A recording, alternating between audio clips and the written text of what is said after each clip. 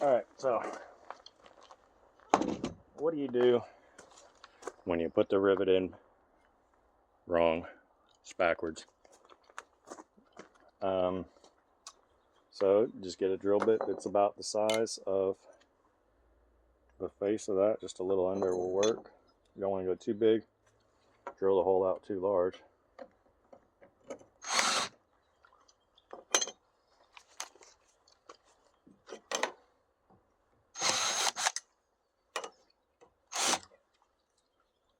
Alright.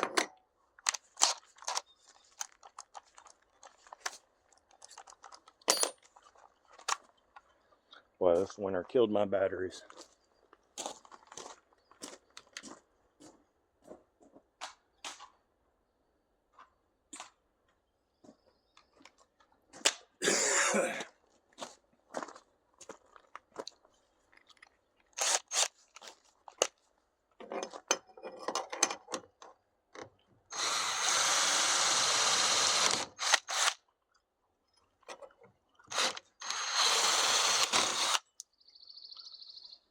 Alright, so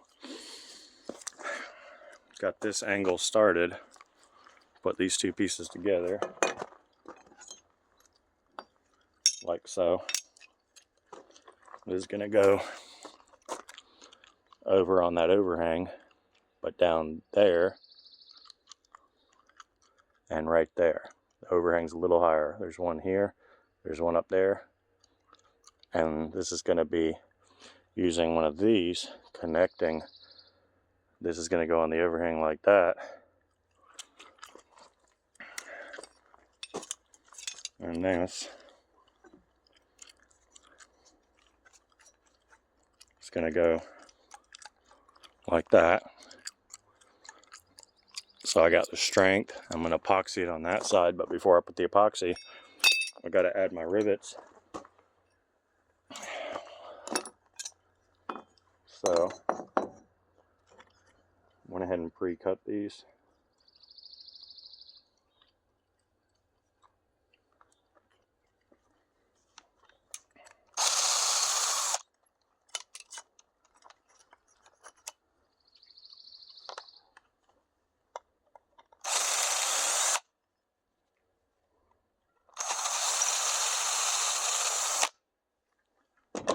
All right.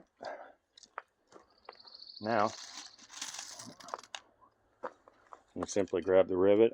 You need it to be this way, because when it flares, I want it to flare towards this guy, not on the wall that it's going to be overhanging on. So that way it's as flush as possible. Then, YouTube, if you haven't known, because I'm pretty sure this is I should be doing a demo and get these for free or something, because I've looked all over everybody. Rivets is not new. Everybody's been doing rivets for a while. I actually learned it from the internet. Aluminum rivet, you know. Ready? Drum roll. Makes life so friggin' easy. It's an attachment. See that? Instead of pressure clamping, wearing your arm out like a grip workout exercise, you just simply let the drill do the work. Put it on there, keep that still.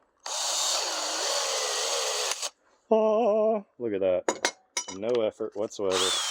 Could do a million of these and just keep on doing another million without any issue. You can pop it in there, you can pop it in there, whatever you want to do. You can pop them in there, have them all lined up, and then just go down the line, put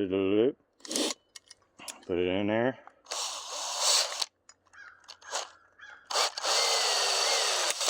Boom. Snapped off, reverse it, angle it down to get those out. Just make sure they don't drop. That is a guaranteed flat. You run over one of those things. And look at that. Boom. Good as a weld. Beautiful. And yeah, so you definitely want to get you one. And we're going to come here. My holes are not lined up that great. This is B, that's B. So I know I got the right one. I'm going to have to run my drill through it, kind of plan to do that. I knew the size wasn't quite big enough on my drill press.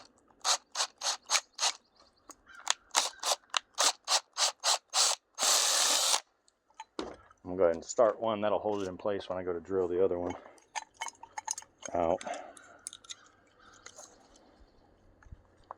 There it is. Boom. So satisfying to use that. Cheap too. I've got 2 of those.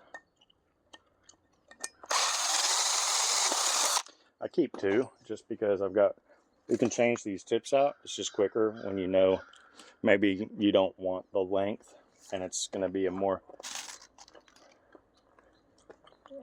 narrow shaft right there. And you can just go from one to the other. But I keep 2 drill guns, one for the drilling, one for the snapping. Boom. That's what I'm talking about right there. Alright, so we got our nice little piece there. And that will go, I believe, on that side. Right down there. Only thing different I'm going to have to do, I think, I didn't plan that out, I'm going to have to put this on the table saw and cut a section here, which will be fine, it'll still have the strength, and put it right there on the bottom. I might actually, to keep my strength all the way, put it on an angle. I cut like that instead of squared out. It'll open it up, but it'll still have the attachment there. And I won't just have this sharp area, you know, so come from here, it'll open it up better. I can get my self tapper in there or even a rivet gun and rivet it to the bottom on either side.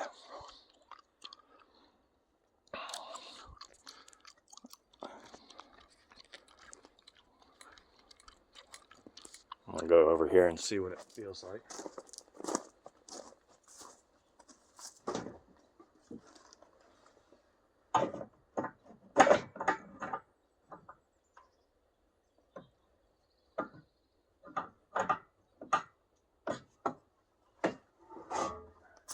It's pretty awesome.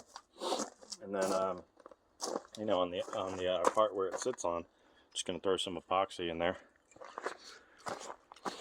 And I'll have these holes right here where the epoxy can come out of a little bit and bleed over the top.